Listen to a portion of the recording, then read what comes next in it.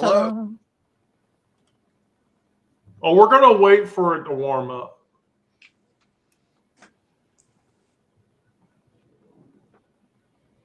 What exactly are we waiting to warm up? I suppose we're waiting on the amount of people to come. I have to be hot and bothered for it to. Okay. All right. Yeah. All right. Now we have people. Okay. Cool. So we have people now. Let me get the YouTube channel link. Let me get the YouTube channel link live. Okay. Here we go. Share. Copy. Okay. I know, Pat.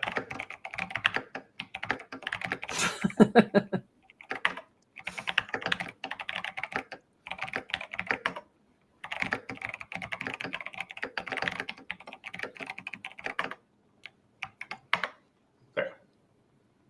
Okay. All right. So, Sarah, please start. All right. So I guess this is a concept that I've kind of been digging into a bit over the past month, maybe more.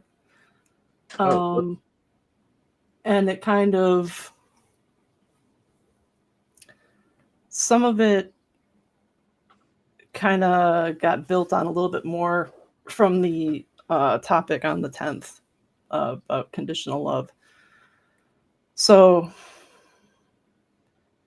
you've all heard the expression when you're like expressing devotion for somebody where you would say, I would die for this person, right? Right. So what about the concept that you would live for that person?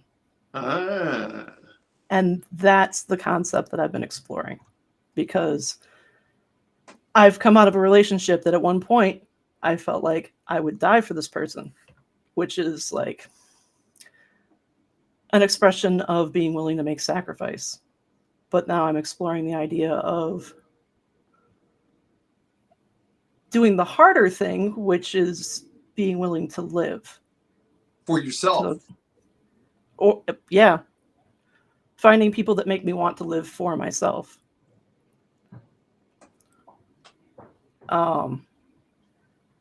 So that's why I had kind of put that word out there in terms of sacrifice, and what that means versus what that means in context of a relationship, and also what the flip side of that would be in terms of showing up for yourself.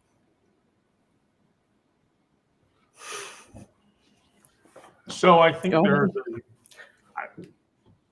I'm just going to speak first to this, and then we can go around the table. But I think there's a concept of identity versus expectation. And so living authentically often means confronting family, culture, workplace expectations that may clash with your gender identity or even your orientation. And so that sacrifice isn't just personal. It can involve relinquishing, like as a white trans woman, male privilege. You have to let that go if you are going to gender transition. And so the comfort of fitting into a prescribed script, all to claim that truth feels essential as a result.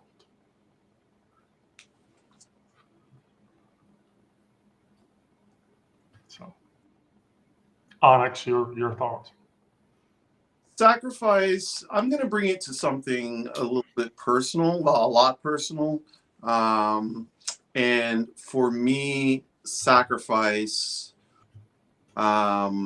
means going against sacrifice for my family, me and Egg, meant not having children. And the sacrifice part was on Egg's side. where I didn't want children, and we talked about it, and at that point she didn't want children either. So fast forward to 2018 when I scheduled my orchiectomy, and did not bank sperm. So the sacrifice on both of our parts is that we don't have children. It is a sore spot, one that we briefly touch on whenever we talk about, and then quickly change the subject. It's definitely, yeah, it's definitely a sacrifice on her part, because she really, really, really wanted children. But she didn't tell me ahead of time. And the sacrifice on my part is that, yeah, I wanted children too, but not as bad as her. And now that I'm at this stage of my life, I would like a child, I would like, and it doesn't have to be a biological child. That ship has sailed. So, the problem is they make adopting too expensive, and we just don't have money like that. So yet again, there's another sacrifice in terms of our familial structure and setup. In terms of gender and expression and sexuality, there is a lot of sacrifice there too. Being in a monogamous relationship, one where one person is strictly monogamous and the other person may not be so, is a little hard. There is sacrifice required on both sides. More so my side than her side, but each one of us has made sacrifices in our relationship to keep the other happy and to keep the relationship going.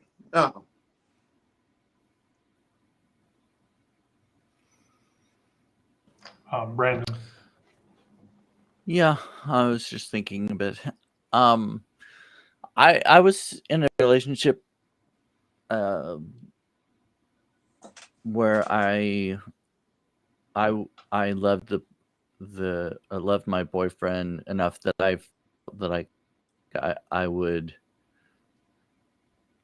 die for him. I would have. And he ended up dying, but I would have made those I would have made sacrifices for him. I would have moved away from my family and probably cut off a lot of them. More their choice than it would have been mine, because they wouldn't have agreed with me being in a relationship with another guy. And but I do make sacrifices for them, though, because I continue to go to family dinners and things and have a relationship without kind of being open about my sexuality. And is that a form of or love? I didn't hear the first word cut off. I didn't. Oh, masking. Are you right? masking? Yeah. Is it self-preservation? Right. I mean, some people might look at it as lying in a way, because you are not completely being yourself, or you're hiding something from a person, and that in a way that could be seen as lying by omission. But I don't know, that's kind of a gray area, but I don't see it as lying. I see it as just you know, there's a point where you have an expectation of privacy.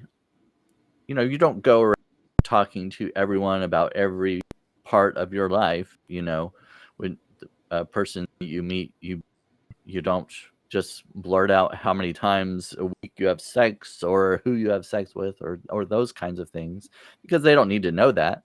But that's not lying, is it? It's not, even though you're omitting part of your life. So I feel like it's kind of my family. I don't feel like they need, or in a way, they don't deserve to know certain parts of my life, and I don't feel like I need to include them in that. And in a way, it's a little bit of a sacrifice. I don't know if I would want to talk so much about it. I mean, I'm not gonna right now. I'm not in a relationship, so there's not much to talk about. I mean, I'm not gonna talk about being on Grinder or anything and talking about hooking up with guys or anything like that. It's not something I would, even if I were straight, that's not something I would discuss with my family. I mean, some people are very open with theirs, and if they want to talk about that, that's fine. But as our family, no, we did not. We don't talk that way. We're not that open with each other about those kinds of things. You know, growing up, we weren't overly affectionate with each other, physically or emotionally. We didn't talk much about our feelings and express them a lot. So, I don't know if that part of it is so much a sacrifice, but also I'm kind of sacrificing by living where I am. I guess this is not so much with my sexuality, but I enjoy what I'm doing, and I guess part of it is because I'm writing about the queer experiences, and in mostly a more humorous way. And I want to continue doing that. But right now, I can't afford to go somewhere in a larger city or something like, because of the rent is so ridiculous. And right now I'm living pretty cheaply, and that allows me to continue doing what I'm doing.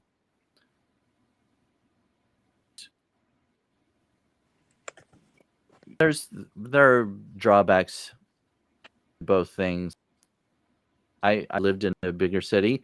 I might be part of a queer community more easily. I would more often go to clubs or whatever and meet more people and that kind of thing. But I would have to get a different kind of job to where I would be living in that area, you know. So I think we all kind of sacrifices in different ways as far as that. You know, I wanted to kind of jump back on the sacrifice. Would you die for somebody? And my answer is, yeah, I would die for Egg. I would die for my bestie, you know, my bestie's girls. But then comes my blood family. And then I'm like, well, okay, so my parents, yeah, maybe. But, you know, me and my parents are not as close as well, I don't know if we've ever been close, but the idea of making that ultimate sacrifice is something that I can say, yes, I would do. But like when the moment comes down to it, am I really ready to do that? You know, is anybody ever really ready to do that without saying it, but actually doing it, you know? So my second point to this is something you're going to want to comment on based on that. But I want to wait for Sarah to provide her input before I say anything about it.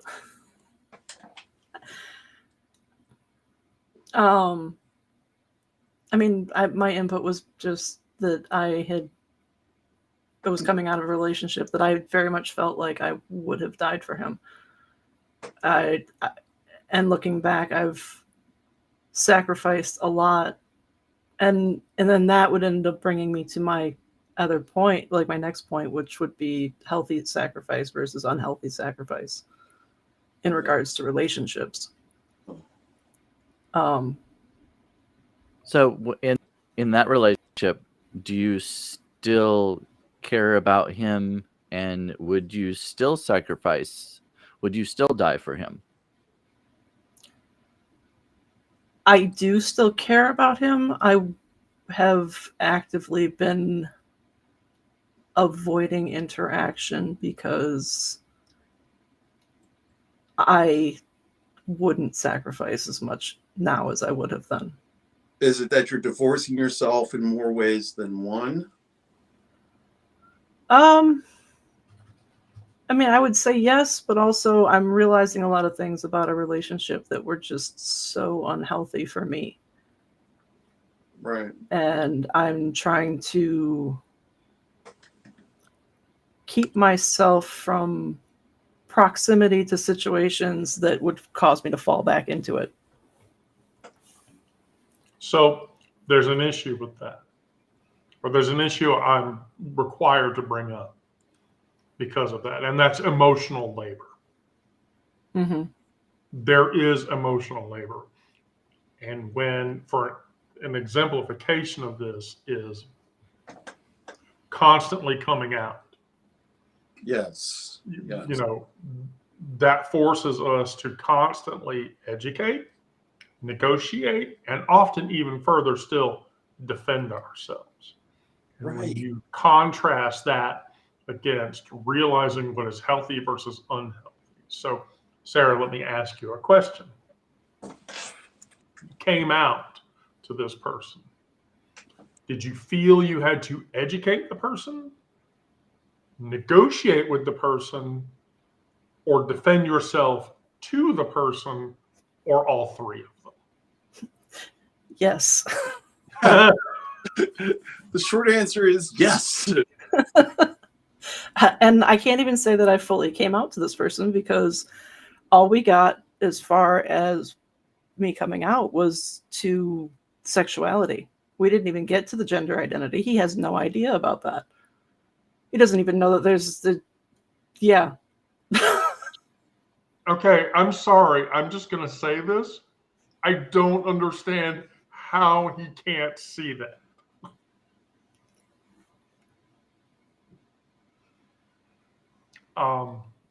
But let me say this: the emotional energy that we spend on Honest is going to agree with me on this, I'm pretty sure. I've given the Trans 101 class thousands and thousands of times. Yep. And explaining terminology and dispelling myths, or calming anxious people that has an emotional hidden cost.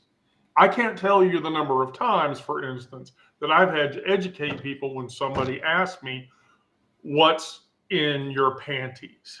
God. Because I have had to answer that question 1,000 times with none ya. None ya fucking business. Right. You know, it's kind of funny. I don't have like in real life queer friendship group, but online I get that question from guys a lot, and I'm sure Wendy, you get it from guys too. But it's mainly the guys. You know, they're like really like I'm just like you know, there's another way you could have come at me. You know, rather than hey, what's up? You trans? You know, what you got going on down there? You know, you still got your, well, you know, it's just the same shit, different story, different day.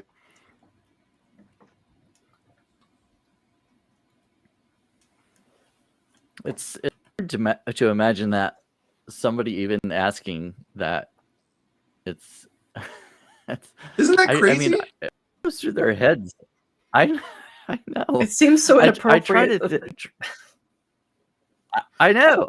Well, I tried to think of like what could they possibly what me that's like similar, and I'm like how big mine is or something like that. Like what size is how many inches is it or something like that. I'm like, because that's completely inappropriate. A stranger coming up to you and asking you something like that.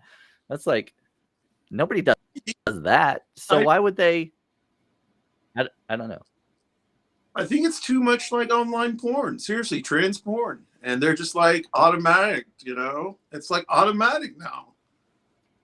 I have to say, I'm going to make this parallel. By the way, I want to point this out, and Brandon, you're going to find this funny. Most women, so you know how like most guys think watching lesbian pornography is hot, right? So most of the girls I know think watching gay porn is hot as fuck. Definitely. All my girlfriends that I know watch gay porn. Gay porn, 100%. But, here's the thing. Porn has destroyed the sexual bravado and nature of relationships. Guys think that you fuck girls like you watch on porn. In the same capacity, guys think that all trans women have gigantic dicks, big fucking honker boobs, and they only want it in the back door. It's like, oh my God. And all guys, all heterosexual, toxically masculine heterosexual guys think that it's okay to ask a lesbian couple if they can watch. Right. Which is bullshit.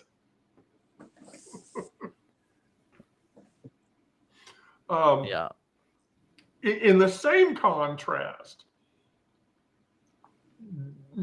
gay people, and I've witnessed countless gay men experience this, straight people walk up and go, so are you the woman or are you the man in the relationship? Right.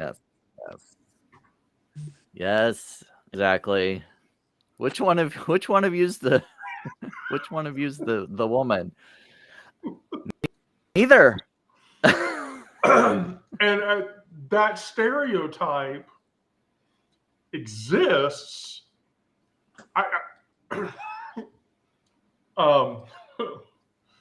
Like there for such a long time, there was that belief that all gay men were effeminate.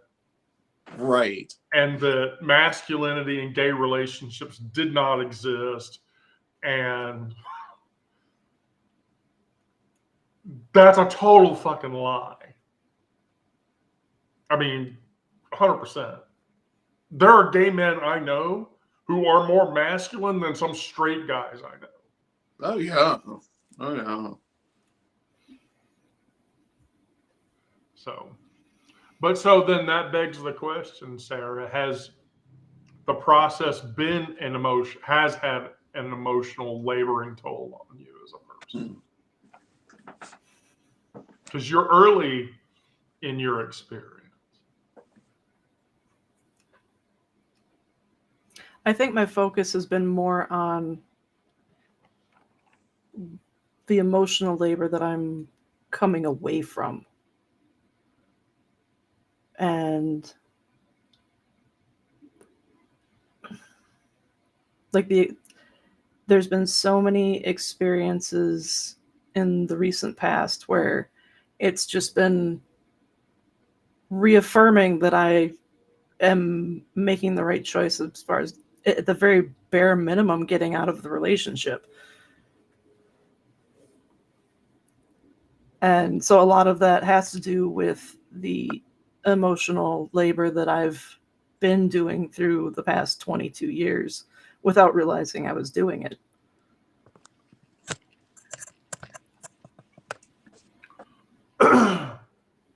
Yeah, I can understand that. I mean, it's like intimacy redefinition. That's another issue. That's another sacrifice you make is intimacy redefinition. No, I haven't allowed there to be any kind of intimate conversation or anything, because the last time that occurred, there was far too much physical intimacy than I was comfortable with. Okay, why? Why? Because he surprised me with a hug, and I was not prepared for any kind of physical contact. Well, that's fair. And valid. how did you feel about that? I think we talked about this before. I felt violated.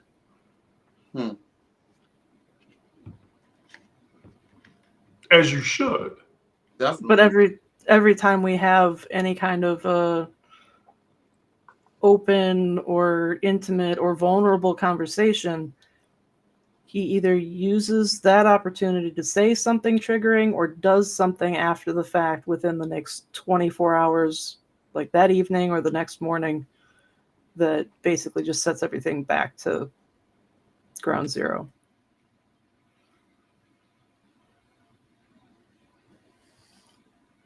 So it doesn't really give me a whole lot of desire to continue those conversations with him. Well, I mean, why would you? If you were... There's not a reason to continue to have those conversations. Mm-hmm. I mean, ideally, I'd still like to maintain a baseline friendship with him because we do have a child together. Granted, that child is grown and is an adult, but there will be things going forward in their life that we both may want to be involved in, and it would be nice to be able to do that in a civil manner. They'll always be. So, yeah. Yeah, civility does not presuppose friendship. Right. Just doesn't. Right. I mean, and here's the thing, because I have this same problem with Gizmo. I've said this before. Your relationship with your child is your responsibility. It is not his responsibility. And he doesn't affect that relationship. And so neither, by the way, do you affect his relationship with his child. Civility does not play into a necessity to be friends with a person because of that experience. It just doesn't. So Pat is asking a question. If he's willing to have the conversations, would setting boundaries first help? So the problem I've run into with that is that we did set boundaries right off the get-go. You know, our first conversation, me starting to come out, us figuring out what our relationship was going to look like. The problem I've been encountering is that I cannot anticipate all of the boundaries that I need to set in this scenario. Because every time I think I'm good, I've set the boundary that I need to set, there's another boundary that I didn't think of, and he's crossing into territory that I'm not comfortable with.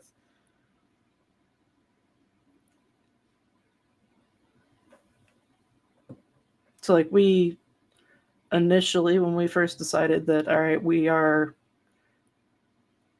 living together, but we are separate, we're kind of doing our own thing, you know, whatever. We're not, there's no expectation of a physical relationship between the two of us. The very next day, he comes to me with conversations about how he's going to be hooked up with his best friend's cousin, or no, his best friend's ex's cousin or baby mama's cousin. I don't know. It was confusing. And talking about how now he has to go out and buy condoms. Like, oh, well, that's not a conversation I was prepared to have.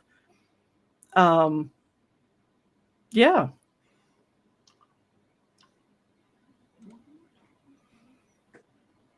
Why would you? I don't know, Brandon. So is he's talking to like you're a friend of his now, like a buddy? He's just confiding things in? I guess.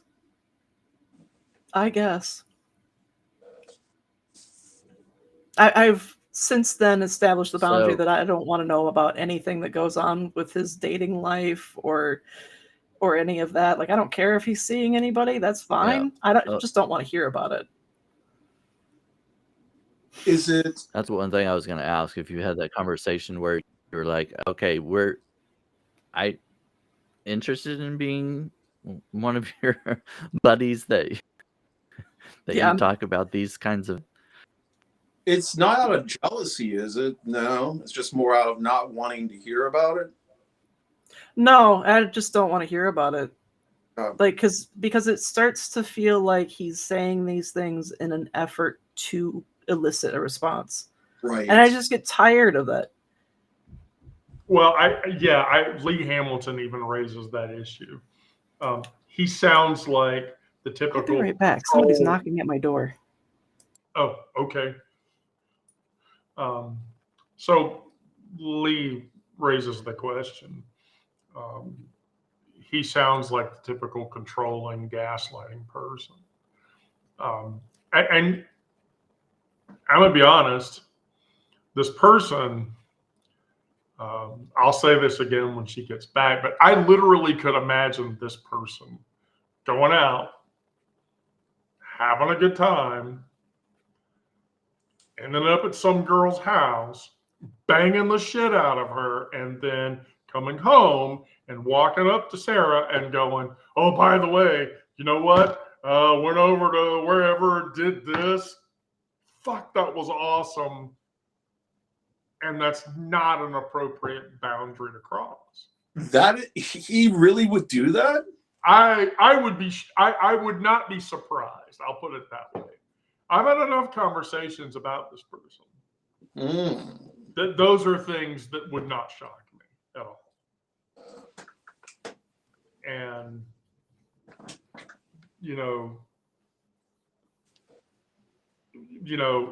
I'm with Cynthia, that's abusive. Which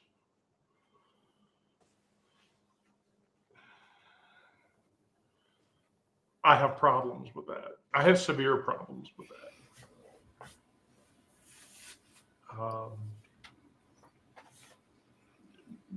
Which again, I mean, that goes back to intimacy redefinition.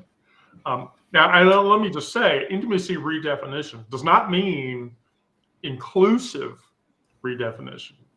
Intimacy redefinition says, I only like this genital and you don't have that, go the fuck away. That's still intimacy redefinition. And it's a sacrifice too that is unilateral between two parties in a relationship. But sharing that kind of shit is not okay. It isn't. No. Especially if you've already told him that you don't want to hear those kinds of things. Right. Basically, you have to.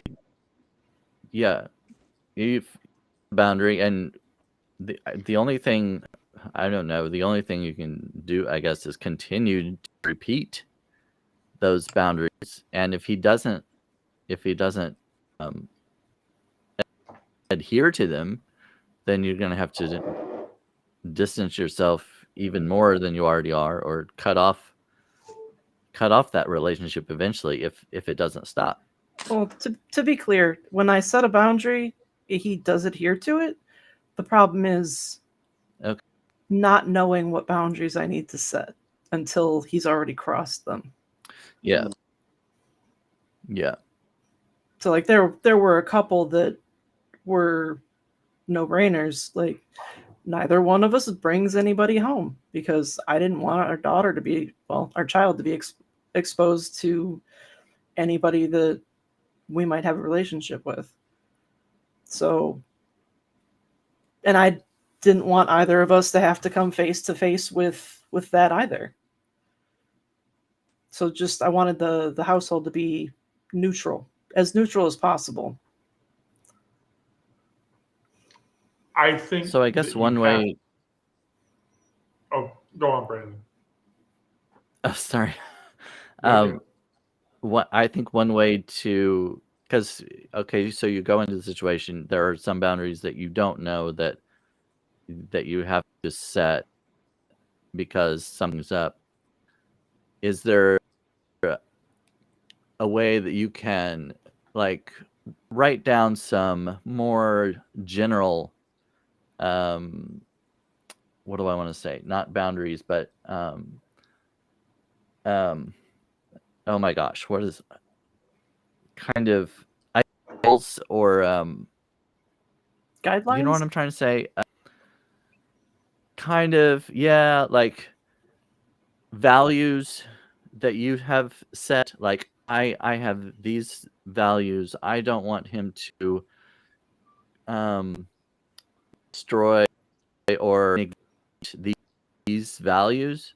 And if kind of because values are a little more general, and maybe like certain situations probably would cross into one of these more general values, and it might be more prepared for when he does come with a particular situation. Okay, this situation fits into or cross negates this value that I have, and how to deal with that,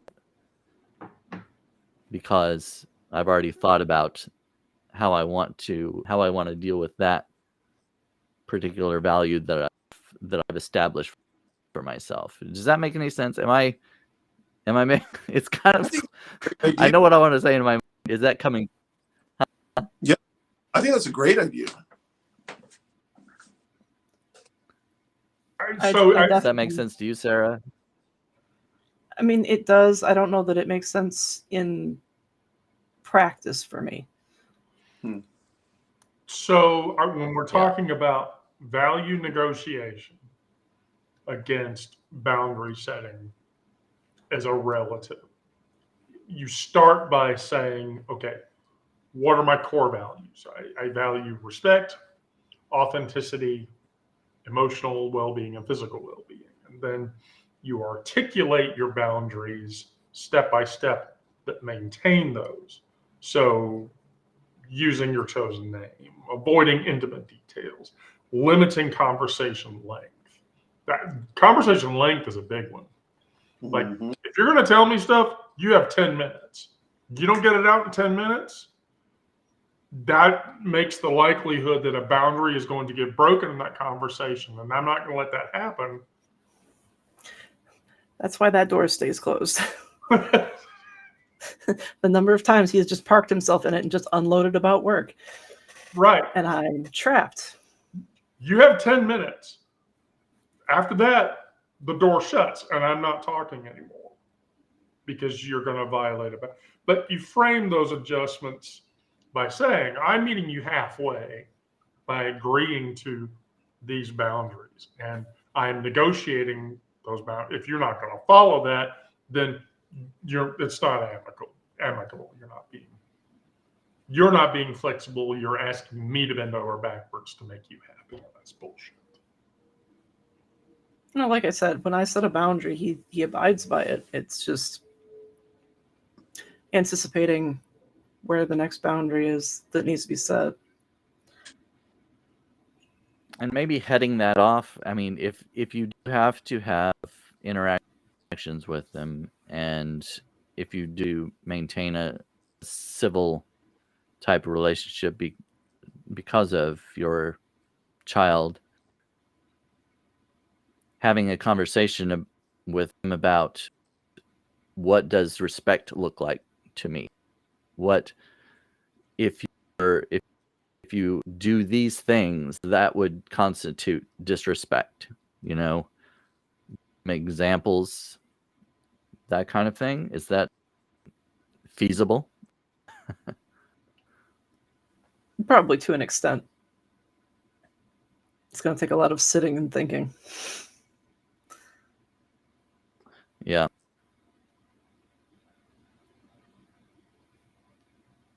I'm reading Lee Hamilton's prepared responses. They're good. Yeah. Yeah.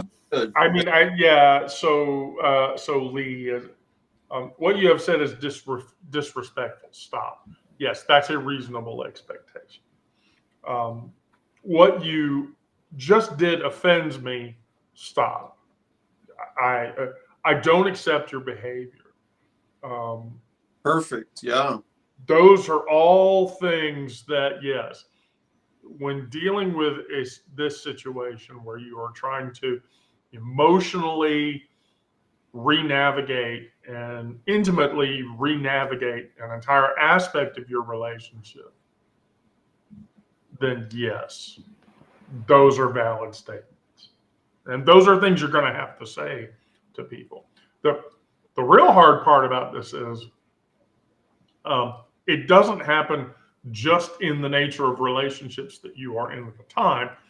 It happens to every other relationship that you have going forward.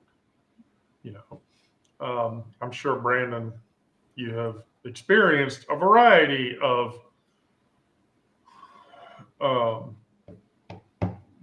boundary violations in dating relationships, as I have. You talk to the person, you go, "I'm a bottom. Guess what's not going to happen?" And then 3 dates later, it's, "Are you gonna?" We talked about this already. No. Yeah, some people want what they want, and they don't care about what somebody else wants, or their preferences or boundaries or anything. It's all about them. Right. Right. Yeah, I mean, you can't.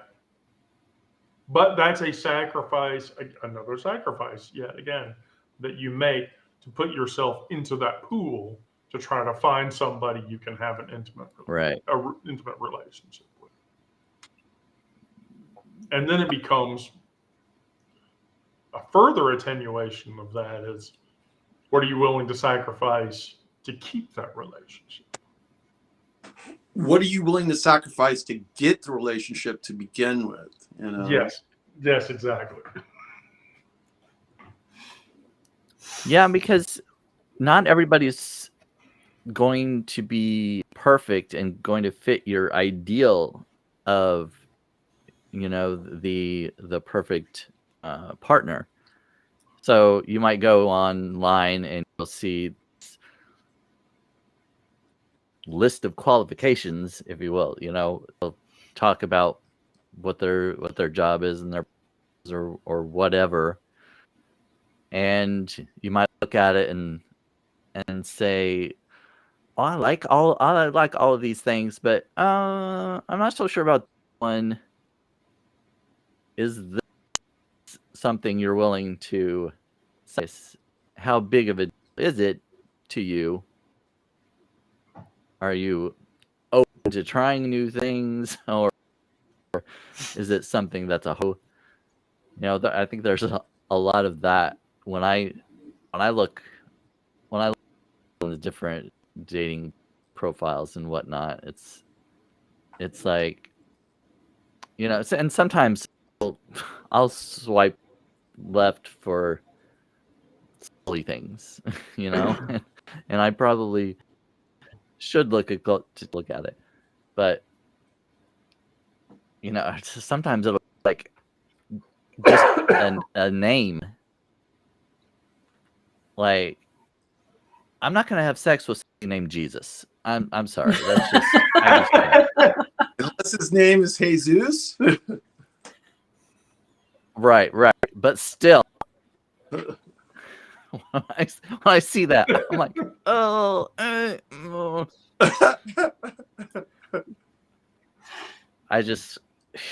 was raised in a religious household. It's like, I can't I can't do it. If Jesus is going to come and sign me, can he at least do it a couple of times? Please, Jesus. Please, Jesus. I want you inside me. I want to let you in. My doors are open.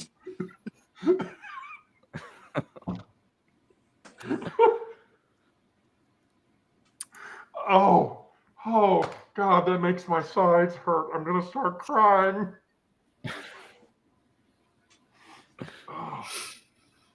Oh.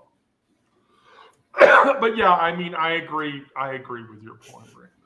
I agree 100%. Yeah, a name. I mean, I try to sort of look past that, but if your name is something I can't deal with, then I'm not gonna do that. But I'm a demisexual. Hey, Demis. Yeah, I'm a demisexual and a sapiosexual, and so Oh, great. yeah, you have to have it upstairs, and I have to have an emotional connection with you before I can fuck you. And so that severely limits the playing field for what I'm willing to sacrifice when having a relationship with somebody versus not. Which is why that one, the person behind my monitor, has my attention. Because I am severely emotionally attracted to her, and I am severely intelligently attracted to her. Same with Eric. And so those are sacrifices in those capacities I am not willing to make. Right. I agree. Yeah, I have to have an emotional connection, and Oh. I have to have an intelligent connection. I can't do the other. Fuck that. No way. And people come down on sapiosexuals. They say it's not a real identity or something like that. But I don't care what it's called. If you can't match my intelligence, then there's a chance we're not going to get along.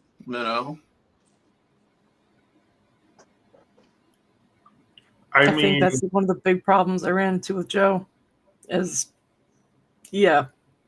we aren't matched well at all on intelligence. So you're saying he's not as smart as you? He doesn't have interest in anything that I find intellectually challenging. That's a nice way to put it.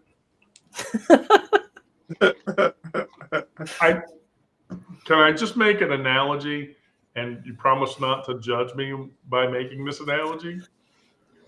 Okay. I imagine your relationship with this person to be the heterosexual version of a Jay and Silent Bob relationship, where you happen to be Bob. And where the other person in your relationship is the person that says pussy all the time.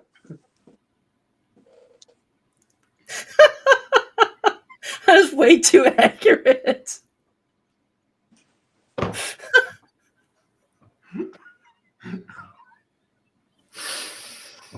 Clerks too. I mean, what do you bring to the proceeding? Pussy. That's how I see your relationship with this person, and I would not be able to have a relationship with that person. It would not. Ugh. No. Sorry.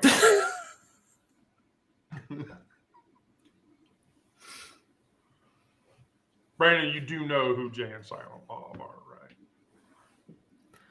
I'm familiar. I was going to say the only thing I know them from is Dogma, and I love that movie. Oh, no. You should watch the movie Clerks 2. And Clerks. Sure. Yeah, Clerks and Clerks. Don't watch Clerks 3.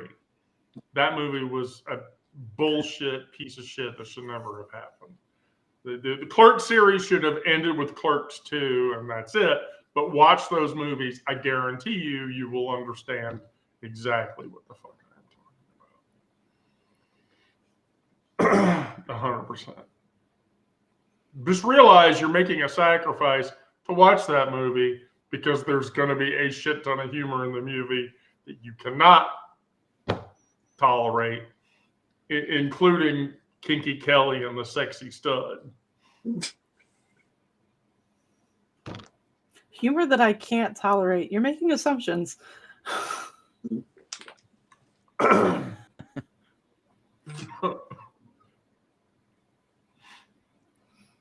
Right. Well, just keep in mind that whatever you're suggesting that I watch is going to be watched with my child. So, oh, your child should definitely watch that movie. Yeah. Child is an adult. my child is 20 years old. No, Okay. no. I let my 16-year-old watch that movie. Yeah. That's Yeah. Because everybody should watch a chick and donkey show.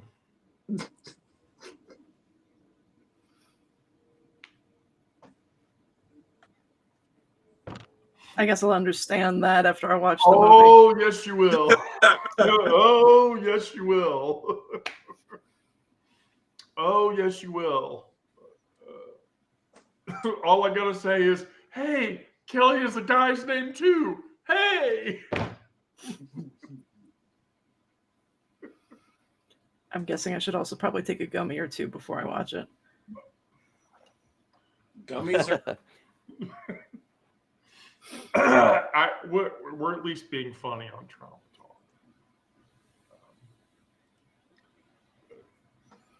Talk. I only had one other point to your assertion of sacrifice, and we can finish with that if you're okay with that, Sarah. Yeah. And that's legacy and representation. And so by that I mean by living openly as a trans, queer, gay, lesbian person, that creates a pathway for people in the future. And so the sacrifice lies in bearing the weight of that representation now, often without adequate support, but the payoff is a broader cultural shift. Sylvia Rivera and Marsha P. Johnson back in the 80s had the same issue. They were queer and trans, and Stonewall was going on. And as far as I know, those two bitches fought over who threw the first brick, which one of them was the one that did it. But there is a broader scope of an effective, by living authentically, we sacrifice living authentically while we're dealing with the shit that we're dealing with, so that people in the future would be positively affected or understand that there is positivity. I know. Sacrifice. Go ahead, Brandon. Oh, sorry. I know there's a delay, so it's like one of us starts and the other one is like,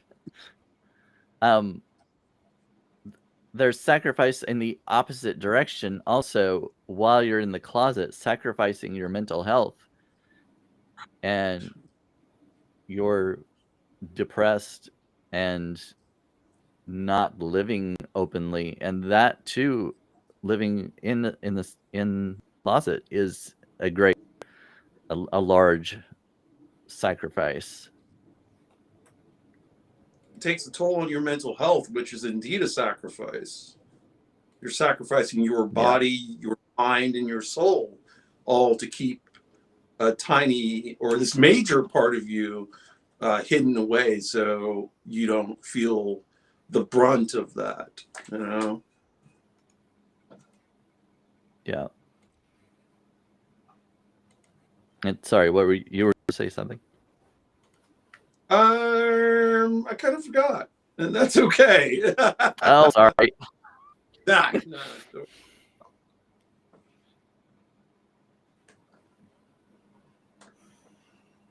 Yeah, it's a powerful thing. Oh, wait, sacrifice. So in terms of, you know, I've had, so when I came out in 2015, there were not a lot of trans people that I knew, whether in person, you know, but I've had a lot of people come up and tell me indirectly that people they know because of me have come out, have, you know, come out as trans, come out as queer, but it was something where I had to put my face out there and my neck out there and sacrifice, you know, my safety for other people to see, well, you know, maybe living authentically is where it's at, you know. And so, yeah, it's a big sacrifice for anybody who's queer to have to come out over and over and over and over again. But the reward is, to me at least, is that you get to see, like you said, Wendy, future generations coming out with ease and not with the same stigma.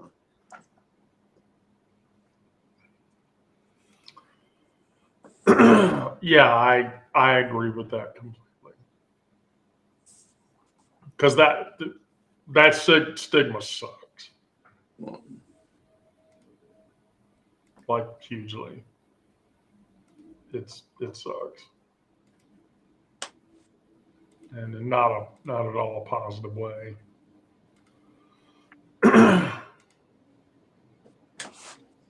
So, all right. Sarah, closing thoughts?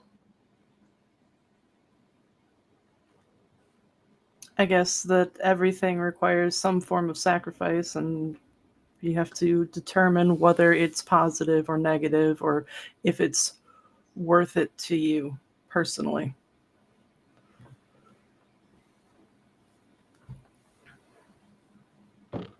I would agree.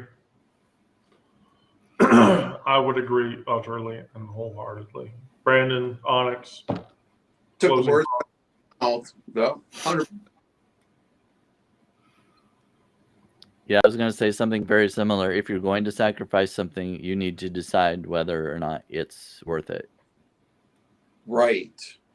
And if it is, go through with it 100%. You know, make sure your sacrifice means something. Yep. I would agree. I would agree. All right. Who's going to do the next one?